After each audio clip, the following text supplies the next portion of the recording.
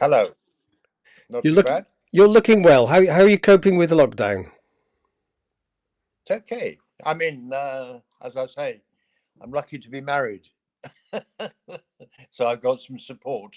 That's good indeed. Now you mentioned you're married. How long have you been married?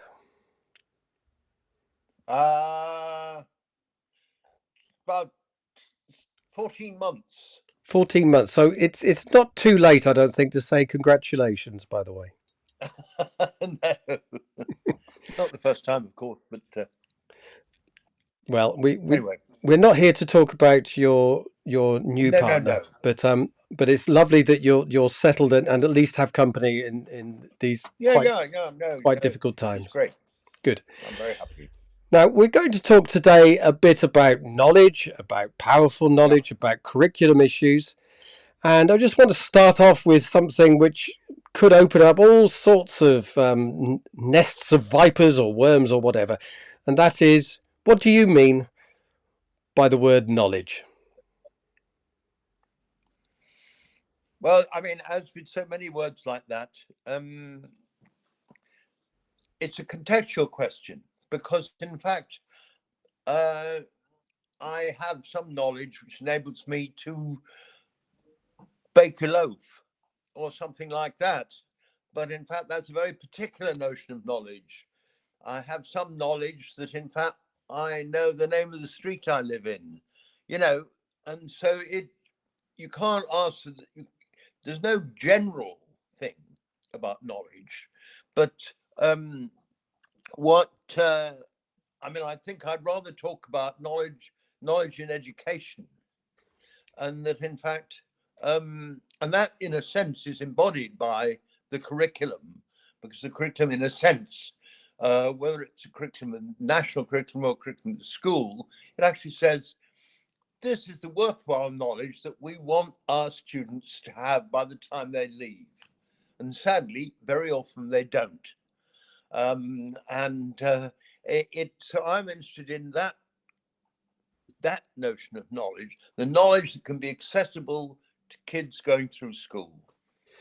Right. And I think that's important to stress. And in a sense, it's got to be as true as it can be within the limits of what they know and what the teachers know.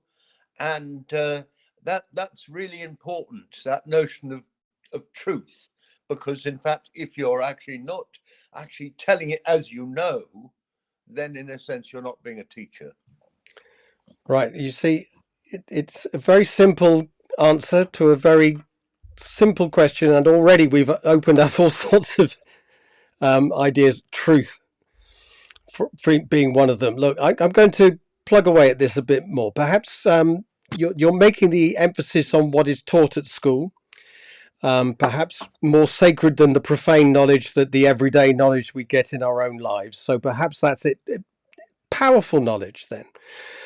Now, powerful knowledge, which is what you're known for, often gets conflated with cultural capital, both the Ofsted version and the Bourdieu version, cultural literacy, the E.D. Hirsch idea, and even the best that's been thought and said, the Matthew Arnold idea, which is enshrined in our national curriculum.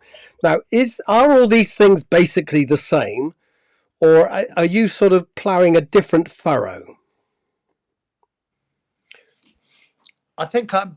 I think I am playing a different furrow because it's important to realise that in fact, um, the where this idea of powerful knowledge, because in one sense, it's not a new idea. Of course, everybody knows that some knowledge enables them to do things and some doesn't. And some knowledge is important for passing exams and some isn't. So, I mean, everybody knows it, what that notion of powerful knowledge. But I started because I spent most of my career teaching in the sociology of education, and then for quite a long period I worked in the area of vocational education. And in a sense, in both of these, I got increasingly worried that in fact we were talking about education, but not focusing on what the purposes of that education were, which was to give access to the best knowledge we can in whatever area we're studying. So best knowledge has a different meaning in, say, doing a vocational course to become some kind of craftsman or technician than it does if you're trying to get an A level to get into university, or if you're trying to, in a sense, develop your capacity as a primary school student to become literate and to develop a capacity to read and write. And those are also knowledge also involved. So knowledge is about that. That's what powerful knowledge says, that in fact there is some really valuable knowledge, not truth in the absolute sense, that in fact should actually be embodied in the curriculum. And that in fact that is an important focus of thinking about what goes on in classrooms and in schools. Okay, well, let's perhaps get specific about it. If I was talking about, I don't know, cultural capital or the best that's been thought and said, and thinking of a science curriculum, it would be pretty similar to the science curriculum I think that powerful knowledge would come up with. Is that right? Yeah, but I think where we came from, and when I wrote my book, Bringing Knowledge Back In, that I think was what became the influential academic book, if you like, when we came from, we were saying that in a sense, knowledge is everybody's right. And we have a school system which in fact doesn't ensure that a large number of kids actually do have access to that knowledge. And we have all kinds of things for interpreting that. We decide they're not able, we decide that something like that. We may even decide that we should do things like the RSA's opening minds, that we should open them up and give them, not just keep them in the school, but in fact give them time outside. But of course, you give them time outside, what they're doing is not learning what they might learn in school. And I've always wanted to emphasize the importance of what kids could learn in school, and in particular in relation to what kids could acquire through studying subjects. And the crucial thing in relation to the curriculum is that it actually gives access to knowledge through subjects. Okay. And that, in a sense, is my notion of powerful knowledge, whether it's chemistry, because I used to be a chemistry teacher before I became a sociologist. Now, if we are talking about subjects, this is something which is now enshrined, I expect, throughout the education system since the Michael Gove reforms. Are you a fan of Gove? I'm not a fan of Gove, no, because in fact Gove saw having a subject-based curriculum as, in a sense, establishing a fixed body of knowledge that in fact some kids would succeed and some wouldn't. So that in fact, it's not that I think that there's anything necessarily wrong with the knowledge that people in the public schools get access to. What is wrong is that it's actually access to only access to them. That's the key thing. The key thing is the question of access, not just a question of powerful knowledge. Just says there is some important knowledge. It's not the special privilege of some kids. It's the right of all kids. And some or other, we have to develop an education system that makes that possible. And subjects are the best way that schools can do, because they take kids away from their everyday knowledge and give them a chance to, in fact, have access to knowledge that is actually powerful. And what I mean by powerful there is I mean that it enables them to think beyond their experience and not just be trapped by it. Right. So is that basic? I mean, was it Gateskill who said a grammar school's, a comprehensive school should be a grammar school for everyone, a grammar school for all, if you like? Is it knowledge of the powerful for all? Knowledge of the powerful is a complete not. It's really important to make this distinction between powerful knowledge and knowledge of the powerful. Powerful knowledge says something about knowledge, that it's organized, it's specialized, it's organized into subjects, and it's often hard work and tough. to learn, but nevertheless, it's the best knowledge there is, and everybody has the right to it. That's what powerful knowledge is about. Knowledge of the powerful is actually focuses on who the powerful are and who is in the position to decide who gets the knowledge and who doesn't. So knowledge of the powerful is, in a sense, a kind of political rather than educational concept. And it's really important. One of the problems I would take issue with about Gove is not, I mean, his concept of powerful knowledge was rather old-fashioned. I think that, for instance, much as I admire Matthew Arnold, his view of the best that was thought and said was primarily the classics, because that was his time.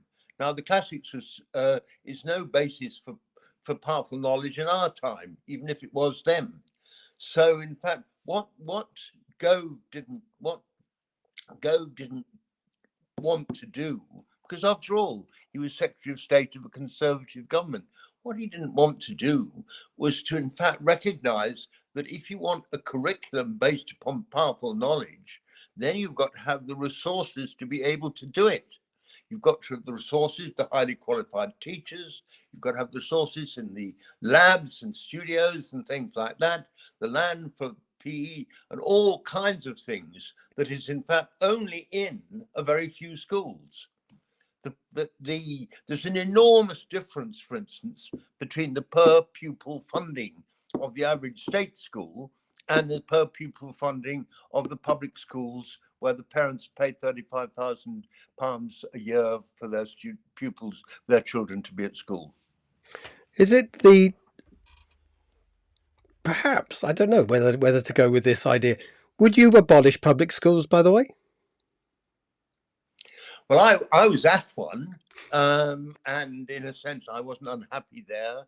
But I have come to realize that, in fact, if you have a public system that enables the wealthy and the powerful to opt out of it and develop their own system, you're never going to get, as you do in Finland, a school system where there aren't any private schools, where, in fact, the accountants and the businessmen and the heads of Nokia and things like that have to use the same schools as the guy who's sweeping your road down the road. And then you get a completely different kind of system. So, in fact, I contend there's absolutely no case. There are a lot of complications for actually what you do with the existing ones, but there's no case for private education. No educational, no democratic case. Right. There might be a freedom of choice case, perhaps, or there might be a freedom of choice case, but there are certain things, I think, and we think that the National Health Service should, in fact, be a treatment without pay at the point of treatment. We could actually have the same thing about education, because if you find you've got cancer and you need an operation that costs £100,000 to see you through, then you still get it on the National Health Service, whether or not you've got £100,000. If you go to the United States, then the first thing they do when you get to the hospital is to ask for your credit card. That is a different. So I mean, I think that's the parallel I would draw. So a more egalitarian system. You wrote. Yes, so it must be it must be a more egalitarian system of access. It must be. Now, you've written recently, the purpose of schooling is not to impose one culture on children, but to be the opportunity for them to access knowledge and reach for the universal. Now, these days when people are talking about decentering the curriculum, decolonisation of the curriculum diversity, is the universal even there anymore? Or do we have to think basically about different cultures, different ways of seeing the world, different ways of living in it, different forms of art, of literature, perhaps even science as well, for that matter? Some people have called for that. Or is there a case for a universal idea that we should teach all with that in mind? I think there is a case for a common curriculum for all, and in a sense, and it depends an awful lot which subject area you're talking about, to what extent, how that is interpreted. I don't think there's any case for a kind of culturally specific mathematics or physics or chemistry or biology. I don't think there's any case for that at all. In a sense, where there is a case is in fact in area, obviously we give some recognition of that in relation to religion, not so much in relation to history and literature. But in fact, what that means about a common curriculum is going to vary across different subjects. But I do think there is something universal about access to knowledge in any field, which is actually about truth and integrity in terms of what you're learning and taking your learning as far as you can, given what you already know. And that shouldn't be distributed. That's all. And I also think that, in a sense, a public education, it's very important that people actually get access to, if you like, that common knowledge. And when you draw the line here, are we drawing a national boundary around this, a local boundary, or even a world curriculum? It's a good question. I think that on the one hand, if you have a literature syllabus or a history syllabus, it's going to be different in France than in England. And it should be, because the history of France is different from the history of England.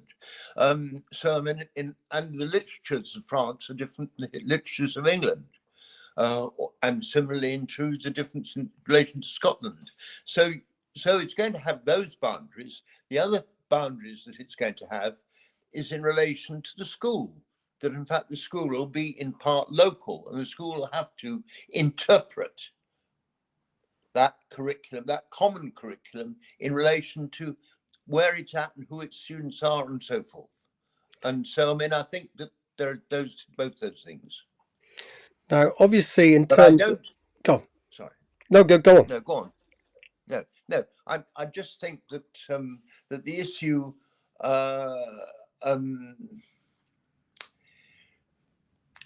it's a complex issue. How, I mean, I wouldn't claim to be a sort of specialist in the field in relation to, for instance, the debate about decolonisation. And it is really important that, for instance, that students learn about the fact that our industrialization and the fact that we are now, believe it or not, the fifth or something, sixth richest country in the world, was largely dependent upon an empire where we exploited the resources and the labor of other people rather than to their benefit. Now, it's really, really important that, in fact, people in this country learn about that. And I think that would be part of a common curriculum. Yeah, I think this is... I think this is part of the difficulty here, isn't it? Is that, I mean, for Hirsch, he talks about the common culture of the tribe, if you like, and the tribe has to educate its young into the way that the tribe behaves and what it values.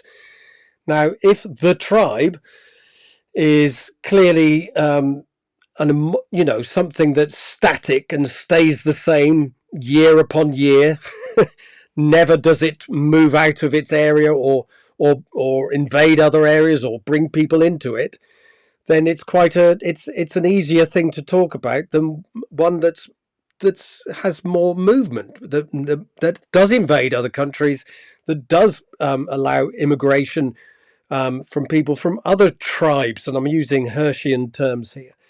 So when we have a mixed culture, that things are moving, can we actually have something that conserves culture, or should it always be up-to-date knowledge that we teach?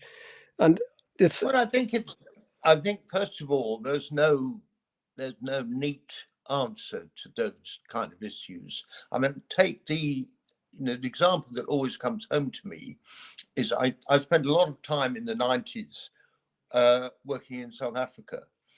And there was one of the debates that went on then was about the debate about vernacular languages. And there were some people who argued very strongly there were 12 different national languages in South Africa, and quite a lot of linguistic specialists argue it was very important to allow students to learn in their vernacular. Now, the problem about that is, well, there are two problems. One is that, in fact, as you grow up, you come across the fact you're doing some specialist subject like physics, and there isn't a literature, there isn't a research tradition in physics. So what do if you haven't actually learned the language that equips you in relation to that later? And what they found in South Africa was that there was a divide between, if you like, some of the linguistic specialists and the parents of the kids who knew that what was going to be important for their kids is that they would actually be fluent in English, which was not the vernacular. And in fact, and so there's no neat sorting out of that. As long as you've got a divided and unequal society, as you have in South Africa, you're going to have to actually find some kind of tricky compromise. Well, of course, and perhaps in our society, that is very much on the lines of class. And that does bring us back to the knowledge of the powerful. Inevitably, should we learn Shakespeare, Latin, the classics, etc., alongside the sciences, alongside that, or should we be looking at a wider pool and perhaps, in a Raymond Williams sense of a common culture, bring in folk culture, more working class cultures, though he doesn't use those terms, but a more folk culture? That what is English or British or these strange sort of unifying ideas? Or is it basically knowledge of the powerful? I think that it's a really tricky question about class culture, but it seemed to me that in a sense, you could argue that class is a position that in fact some people find themselves in. It's not some kind of fixed thing. And that in fact, if you go back to the 18th century, then Shakespeare wasn't just an elite thing done at the National Theatre and so forth, with a very restricted class access to it. It was actually a much more, the elite didn't go to Shakespeare. It was actually quite less well off, less people who went to Shakespeare. So in a sense, these things change, just as in fact, there are these great literary traditions in somewhere like Russia, where in fact Tolstoy and Dostoevsky and people were actually part of what all kinds of people who maybe just work on the farm, but they still read Tolstoy or something like that. So I think it's one has to be quite careful historically about that. And I certainly wouldn't want to treat class in that way. Class is a question about access. And access is a question about giving as broad an access as you can to everyone. In relation to and also in relation to, for instance, the sciences, well, there's nothing class specific about physics. It's a public, it's where the society has got in understanding the world. That's the access should be to anyone and everyone. It's not a class thing. And so I think it's really important to make those kind of distinctions. Yeah, which opens up the relationship between the person who knows something and what is known, and about whether that relationship is a one-way relationship. Here's something you don't know, now you know it. That's made you a better person. Or is there something about it that we try and find ourselves through the knowledge we accrue over time? What to you is the importance of the relationship between the two, not just knowledge, but the knower?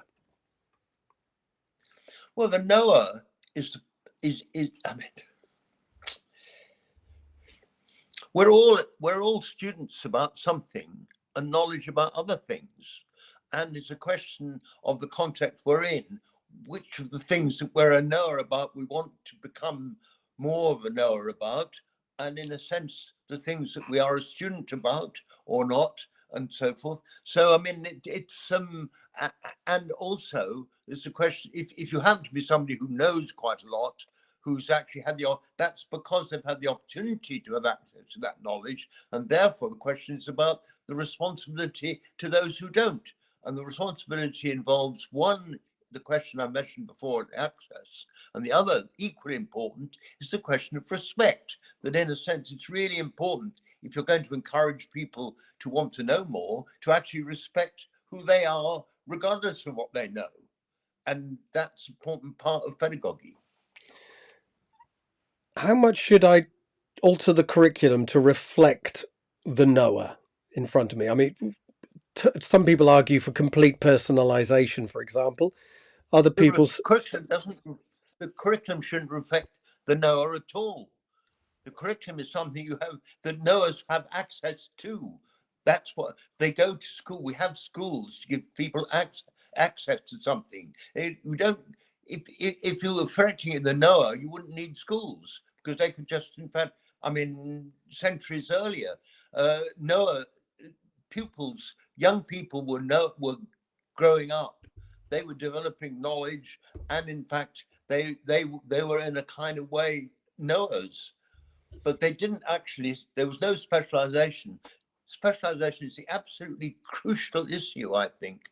That in fact we're in a world where we want. You know, if you take something like climate change, if you were going to actually tackle climate change, we have to have many more knowledgeable people about why climate is going to destroy our planet.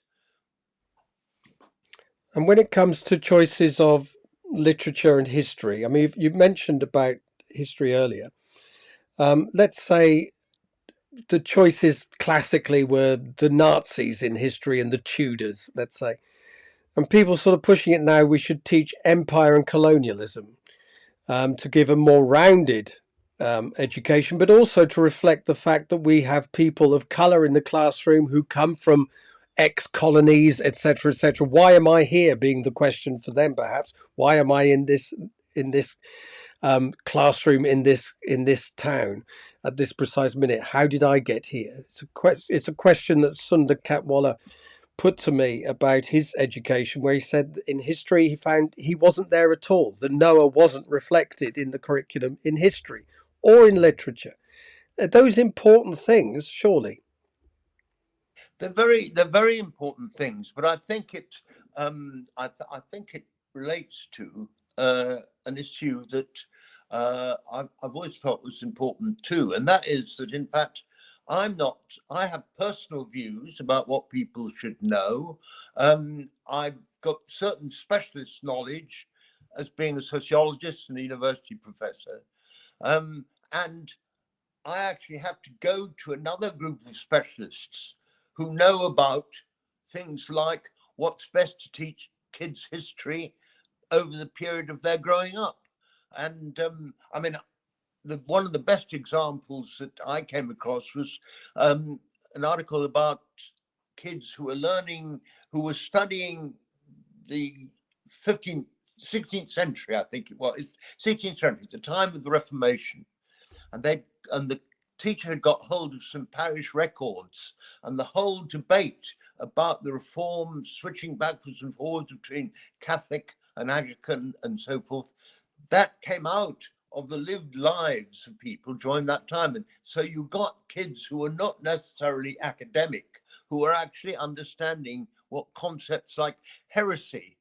Now, they probably never heard of heresy before, but that was really important to understand, because it was enabled them to understand, in a sense, things about where we are today, because the Reformation has a big influence on where we are today. So I certainly wouldn't want to, but that's something that, if you like, the specialist history teacher, and the book I sent you, the ebook of, in fact, is written mostly about specialist history teachers thinking about their teaching in school, but they happen to be interested in some of the work that I do about knowledge. But I don't know about the content.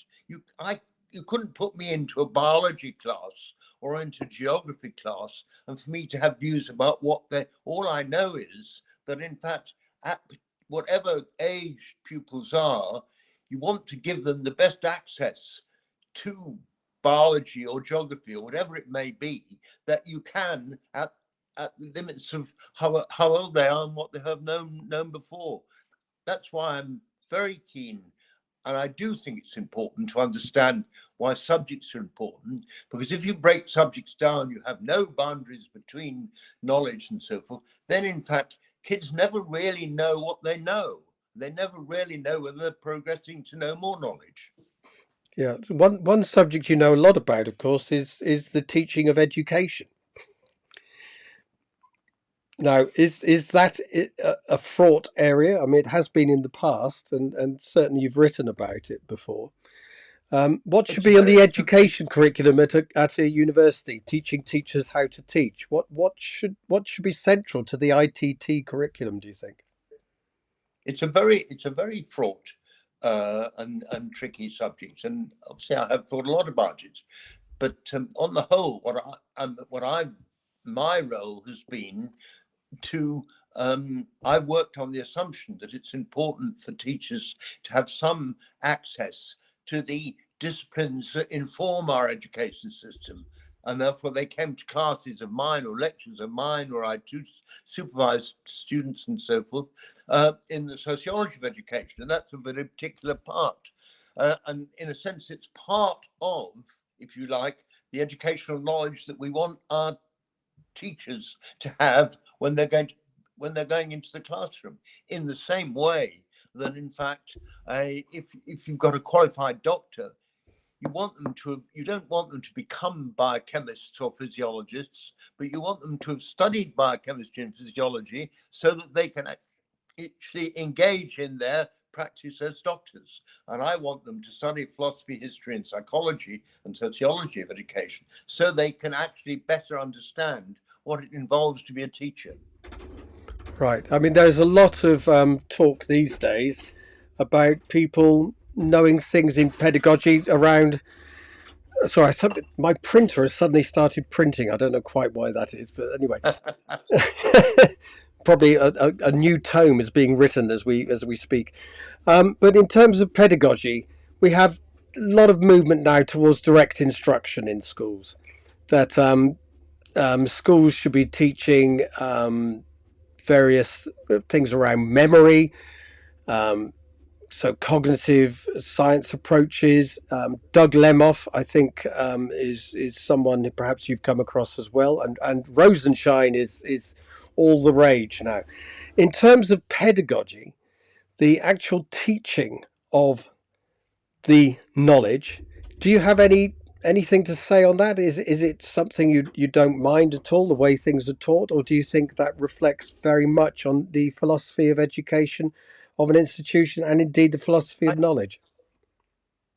I think that there are two things that are really important that I kind of feel I know about, and the others all areas of debate. The things that are really important, one I've spoken about, that there should be a sense, whatever teachers are doing, there should be a sense of progressing towards better, more truthful, truer knowledge in whatever field that the kid is learning in. That, and it's not knowledge that makes them happy, that makes life easier, it's anything like that. And it's going to be tough, and the teacher has to work with those kids to actually make that progress. So that's the curriculum side. The pedagogic side is much more problematic, I think, in many ways. And that is actually about the fact that once you get, and this is something I learned from when I got excited about reading the Russian psychologist Vygotsky, that in fact, when kids get to school, that they're only going to learn if they choose to learn. They actually have to, it's a voluntary act. If you don't go to school, you learn anyway while you're doing other things. Once you get to school, you have to decide that you are going to learn. and therefore and get involved in your learning. And the teacher's job has to be to build on that basis. I think that the basis that in fact the learning is done by the pupil, not by what the teacher does. All the teacher can do is to place in context the opportunity to learn. That's why all these sort of cognitive psychology things I'm very, very skeptical about memory. I really am. I think the important thing is you don't have a problem with memory if in fact you know what you want to learn. You actually work on it to the next thing. And I think that's really, and I think that, I mean, I once came across I haven't read much of him, the French psychologist, Jacques Lacan. One of the things he said was, in fact, he argued from his own experience and research, was that in fact, people are born with a desire for knowledge. But what happens is that they lose the desire, and somehow or other, we either have to help them to maintain, to keep that desire right the way through schooling. And if so, then in a sense, an awful lot of other things fall into place, provided you've actually got a reliable curriculum. Right. Okay. So in terms of direct instruction and those things, you sort of saying you have some questions about it, perhaps some doubts about it.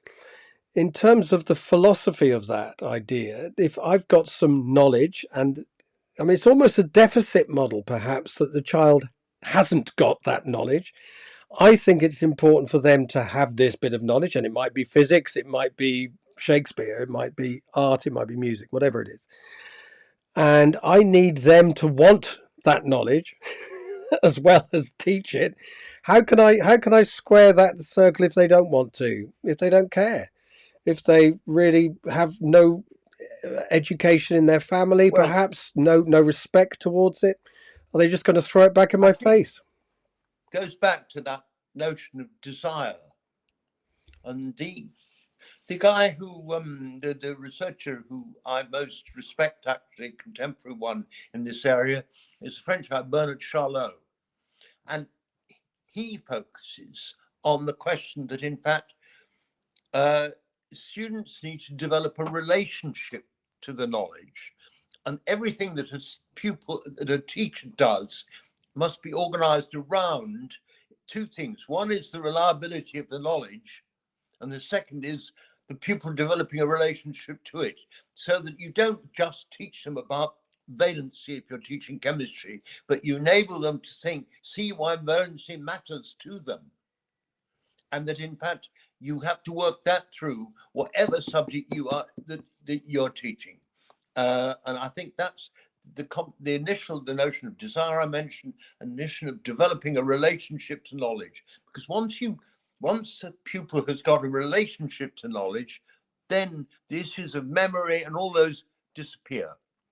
That doesn't mean the teacher doesn't have a lot of hard work to do in terms of that, but they actually have to do that.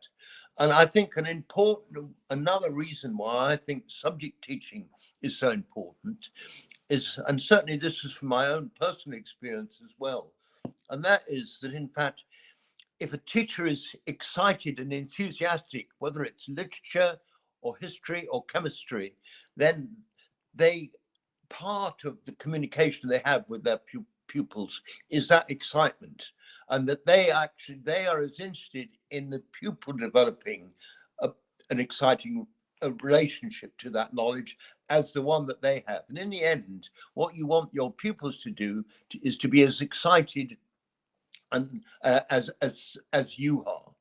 And in a sense, I've found that it's not all that different when you're supervising a doctoral student. When my doctoral students graduate and they go off and they do something else, I feel quite sad, because I want them to continue having the same kind of excitement that I have. It's interesting listening to you there. There's a new university opening in London called the London Interdisciplinary School that's looking at the idea of breaking down the barriers between subjects. Not saying that there isn't a place for subjects in secondary school, but coming on from secondary school into university, looking at a wide range of breaking down the barriers, looking for connections across disciplines, and is that something which might excite you, or do you think it's on a hiding to nothing? Well, I think two things really that are worth stressing. There are two kind of basic boundaries we engage with as teachers. One is the boundary between the knowledge kids come to school with and the knowledge they experience in subjects, because the world is not like subjects at all. The world is quite different, and kids will have a quite different relationship to what they know. That they've got to actually. Some of the researchers have used the term disruption to describe what happens to kids when they're at school. They're going to have to disrupt their previous knowledge and understanding in making that move. That's one aspect that I wanted to stress. The other one is the interdisciplinary. I'm not against interdisciplinary studies or interdisciplinary research or anything like that. What I think is that it is not helpful to the student to get involved in interdisciplinary inquiry unless they already have fair development in the disciplines that they want to go beyond. If you come up against the limits of your chemistry and you find you have to do something in biology or in history, that is fine. But to have some kind of historical chemics as some kind of subject that doesn't have any history, any community, any area group of specialists or anything, I don't think that's a winner at all. And so I don't agree with the idea of interdisciplinary. I think it's something that in a sense you can work towards because you have actually found the limits of the subjects that you've studied. And does that go in the other direction if I go into primary school, junior school, infant school even? When should I start teaching subjects? Well, in primary school, you're focusing more on the relationship between what kids come to, the experience they have, and I think there's a very realistic division in terms of specialization. Again, I can't stress the word enough that I have an enormous respect for my primary teacher colleagues, but in fact, they engage in a quite different thing to what I engaged both when I was a school teacher of chemistry and when I was a university teacher of sociology. Then in the latter, I was a specialist. In the primary school ones, not. And I think that the issues are very different. I don't think there's one thing to apply for all. Right. Now, coming to the end of a fascinating interview, Michael.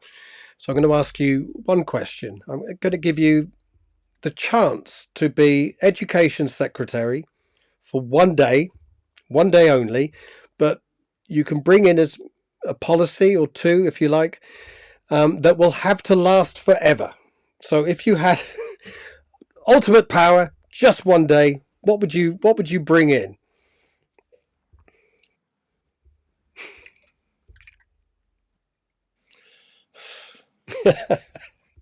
I think I would bring in I would have a lot of confidence in my existing teachers and curriculum, and I would bring in a progressive model of funding that in fact they would be able to call on in the years ahead progressively year by year, because they are all desperately underfunded at the moment, and that they can't really do as much as even they can do now with that funding. And that's what I would like to see. I would like to see the improved conditions for learning rather than in some kind of education policy. That's brilliant, Michael. If only we could, eh? If only we could. You never know. Indeed. It's funny how the magic money tree wasn't there, then suddenly it is there. So perhaps there are some occasions when the taps could be certainly rolling out. What comes out? What comes out of a tap? I don't mean that money. I don't mean that money is the only thing at all. I mean that resources to make sense, to make good choices, and that in a sense there's going to be constraints professional expertise and all kinds of things that spend it. I mean that. But in fact, you have to have the resources to be able to make the choices. In a sense, that's what I'm saying. And is there anything you'd like to add about anything we've talked about? Your last chance. Oh, I think there are lots of things. Yeah. I mean, I guess, yes. I'd just like to say that, in fact, teacher education, and there's a lot of pressure from governments and so forth to push teacher education to make it a kind of craft apprenticeship model in the schools where you learn from senior teachers. That is a model for a craft, but it's not a model for a profession. Model for a profession needs to actually equip the pupil, the future teachers, with specialist knowledge in the university, spend time interacting between the university and the school, and then becoming the full-time professional. That is the issue that is most concerning me at the moment, just today. And the other issue is the desperate degree of inequality across the whole system. I would really tackle that. And I wouldn't just tackle it by abolishing the public schools, because that wouldn't suddenly generate a lot of money. But but I would find other ways of doing it. It's nice to hear you being as radical as ever, Michael. It's been a pleasure to speak to you, albeit on this strange sort of online version. And it's a long time since we were in a pub together. I remember supping. You were indeed. Well, we'll be one again soon, I hope. Hopefully soon. It's been wonderful to talk to you. Thank you very much. Okay. Oh, are we offline now? Not yet. Just about to go. Hang on. Right. Okay. Running high, but you will find that where you go, the blues go. You may think you're winning every now and then, but until you hold her in your arms again, you're winning.